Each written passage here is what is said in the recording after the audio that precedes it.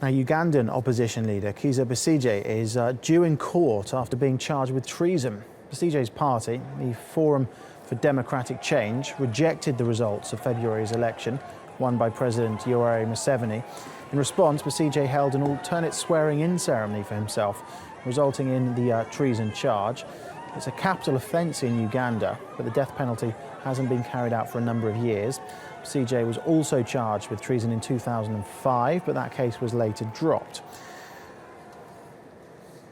Well, for more on this, TRT World correspondent Fidelis Mbah joins us now live in the studio. Fidelis, good to see you there. Can you just talk us through this case then and how we got to where we are today?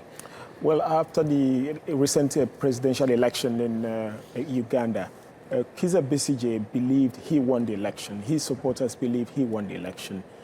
So he, rather than he went to court to challenge the outcome of the result, which returned President Yoweri Museveni to power.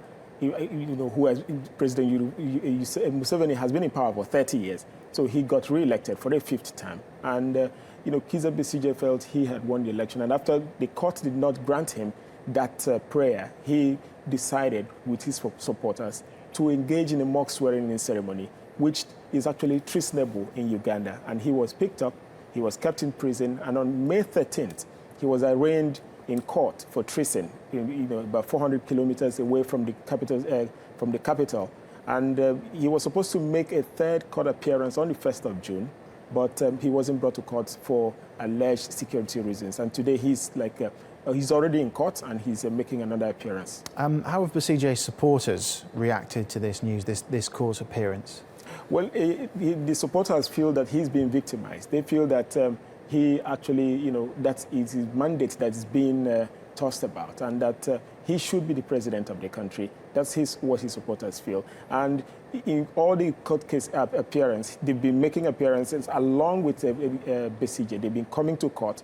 The last time he wasn't brought to court, which was on the 1st of June, his supporters resorted to singing and protesting. And at the end of it, some of them were picked up. But even before now, the party office, the FDC offices, have been raided. Their leaders have been arrested. Some of them are still being held in detention without being tried. So it's a case of a few people who are able to come out in the open to protest against the continued detention of Besigye are always arrested and kept in detention. We mentioned there that this has happened before, back in 2005. Is there, what's the maximum penalty that Besigye could get here in this case? Well, he stands the risk of, getting either the death penalty or life in prison.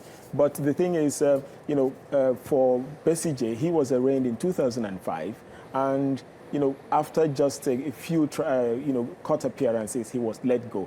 It might actually play out again this time around, because there's actually, the same thing that played out in 2005 is playing out now, because the court where he's being tried has no jurisdiction to entertain such case, because magistrate courts in Uganda don't entertain, capital offenses like treason. So there's a chance that he will be transferred to another court, and this will be sort of a delay tactics, and maybe when nerves calm down, then somehow they might just release him to go back home. Okay, Fidelis, thank you very much.